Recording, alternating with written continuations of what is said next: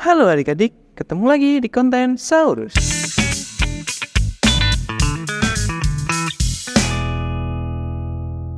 Kali ini kita bertemu lagi di video pembelajaran IPAS kelas 5, bab 4, topik B, yakni mengapa bentuk permukaan bumi berubah-ubah.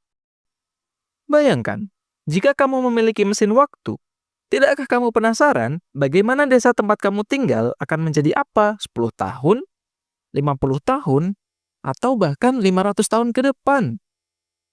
Mungkin saat ini desa tempat kamu tinggal akan berubah jauh berbeda di tahun 2150 nanti ya. Kita sadari atau tidak, alam tempat kita tinggal selalu mengalami perubahan dari waktu ke waktu. Hal ini berkaitan dengan materi yang akan kita bahas di video pembelajaran kali ini, yakni apakah kondisi di permukaan bumi selalu sama sejak dulu hingga saat ini? Bagaimana kondisi permukaan bumi dapat berubah dari waktu ke waktu? Bagaimana proses terjadinya siklus air? Kamu juga dapat menyimak pembelajaran ini di buku IPAS kelas 5 yang kamu miliki di halaman 115 sampai dengan 120. Mari kita masuk ke pembahasan yang pertama, yakni perubahan cuaca di bumi. Tahukah kalian bahwa bumi tempat kita tinggal juga mengalami perubahan yang sangat cepat? Salah satu contohnya adalah perubahan cuaca. Tapi, apa sih artinya cuaca itu? Secara sederhana, cuaca adalah keadaan udara di atmosfer pada waktu dan tempat tertentu yang sifatnya tidak menentu dan berubah-ubah.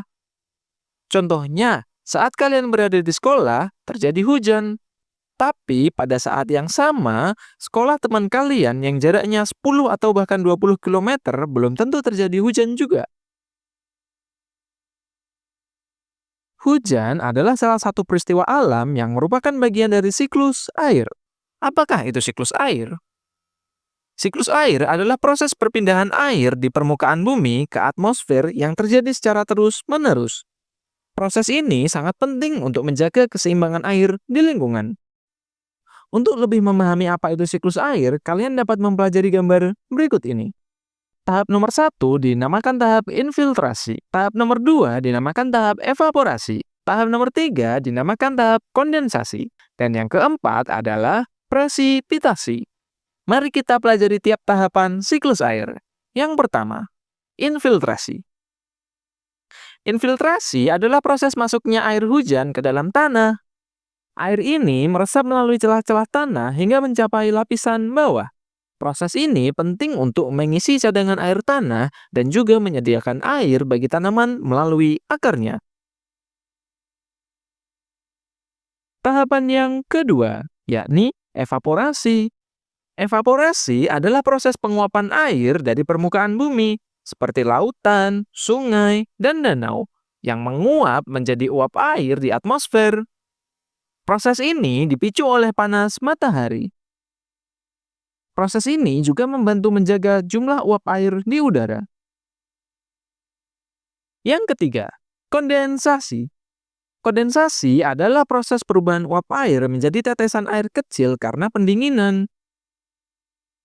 Dalam proses ini, uap air yang naik ke atmosfer mendingin dan membentuk awan. Proses ini merupakan awal dari proses terbentuknya hujan. Yang keempat, presipitasi. Presipitasi adalah proses jatuhnya air dari atmosfer ke permukaan bumi dalam bentuk hujan, salju, atau hujan es. Proses ini terjadi ketika tetesan air di awan menjadi terlalu berat untuk ditahan oleh udara.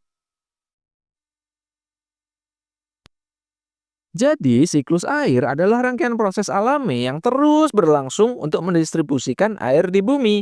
Tahapan-tahapannya saling berhubungan, menjaga ketersediaan air untuk kehidupan makhluk dan ekosistem. Berikut ini adalah rangkuman pembahasan materi kita kali ini.